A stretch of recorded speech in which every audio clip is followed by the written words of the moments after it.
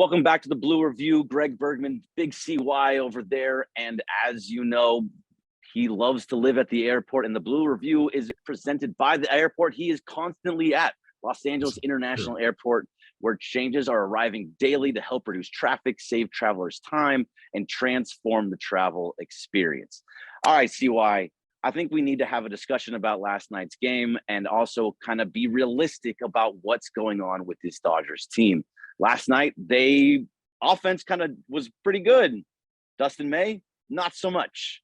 This was the first time that Dustin May has really faced a good team this season, and he showed that maybe he wasn't fully ready. I think you have some really good points about why that's not a thing, though. Brand new catcher, which affects the lineup, but most importantly affects the delivery. A guy doesn't trust his stuff as much when he's going with a brand new guy. Now, don't get it twisted.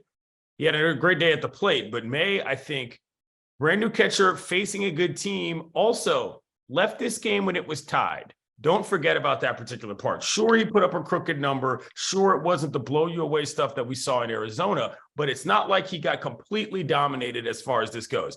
As to your previous point, the Mets are a better baseball team right now. That's clear. They beat him on defense, they beat him on offense, and they beat him on composure as well. You cannot give up a run to a pitch clock balk. That can't happen.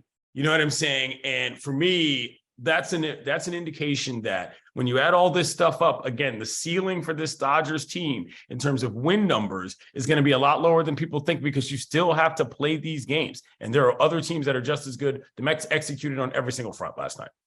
Yeah, sorry. You had a couple of points in there that I want to hit to. First, I want to hit the Dustin May portion of it, where, yes, he does have a new catcher. It's a great point. Really smart. Totally agree with that.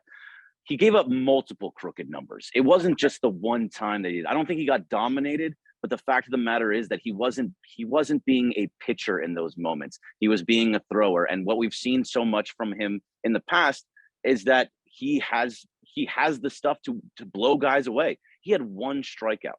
He is not getting strikeouts at all this season. He's actually the lowest. He has the lowest strikeout rate amongst MLB pitchers that qualify. That's not who he is. And now granted, like you said, the new catcher, and also that he's coming off Tommy John surgery, that takes a little bit of time to really fully get through all of that. So that'll come back. But that was a little bit of a disappointing outing. But Greg, here's the thing, though. They were in the game. I get it. That was from the offense.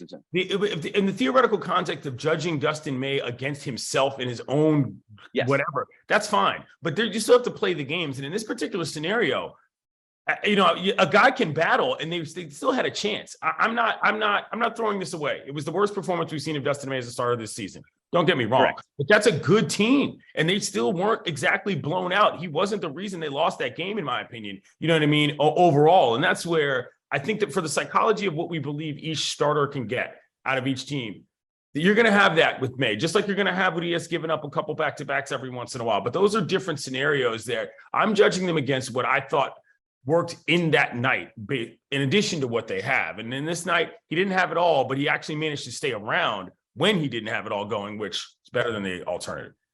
Sure. And look, I don't think that he was the reason for the loss. I don't think he helped in that matter. Giving up 5 runs is not going to do it. It's on the bullpen. And that's a whole nother conversation as well, because the bullpen is an issue. When you're going to guys like Alex Vesia and Phil Bickford night after night after night, they're going to get worn out, especially early in the season. And really, they're just not that good this year. Alex Vesia is not putting guys away like he has in years past. Phil Bickford has always been up and down. He has some moments where he'll get a bunch of strikeouts, but he was bad last night. I mean, he was getting both of these guys were just single. Like you talked about with the balk. That's completely unacceptable. You can't balk with the bases loaded. I couldn't believe that. A pitch clock balk. A pitch clock balk. I mean, I was like, whoa, like that. I mean, listen, I understand that's a new rule, whatever it may be, but it doesn't really matter why. I just couldn't believe that the concentration was that far afield, that's where we ended up with. So, but you're right, the bullpen is not where it needs to be. But also, this is another one of those situations. Remember when they played against the Giants and Outman had that play to second base where the guy made a play and you're just thinking, well, when Nimmo snags that ball out in center field, I'm like, look, you know what I mean? It's just one of those nights where the other team is looking better. That's a heck of a play. That basically was enigmatic of the entire situation.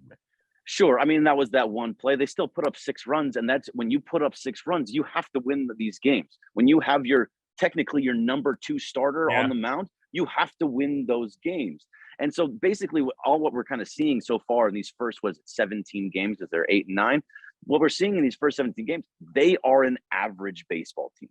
We're so used as Dodger fans to seeing a team that is just very, very good. Now, I don't want to be prisoner of the moment. It is still April, like we talked about yesterday. But the fact of the matter is, when you look at this lineup, it's not something that's scary anymore. For the years in the past, it's been, okay, oh, you got this dude that's coming up. Oh, Muncy's coming up. Oh, no, you got Freddie Freeman. You got Mookie Betts. You got Will Smith. It was Cody Bellinger for a while, who was really scary and all that kind of stuff. It's not there anymore. The scare aspect is no longer there.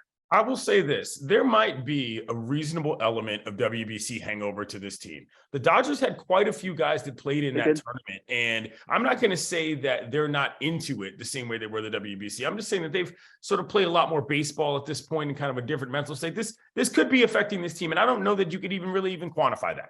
I just think about sort of what it is that I'm looking at that could be an improvement. I'm not looking at new guys, but the guys that are on the team simply have to play better baseball. I mean, this is what we're doing here. And so to me, this is a situation where, teams got to figure out a way to turn it around. I mean, listen, are there problems at the bottom of the lineup? Are bullpen issues a thing? Yeah, but sometimes performance has to be performance.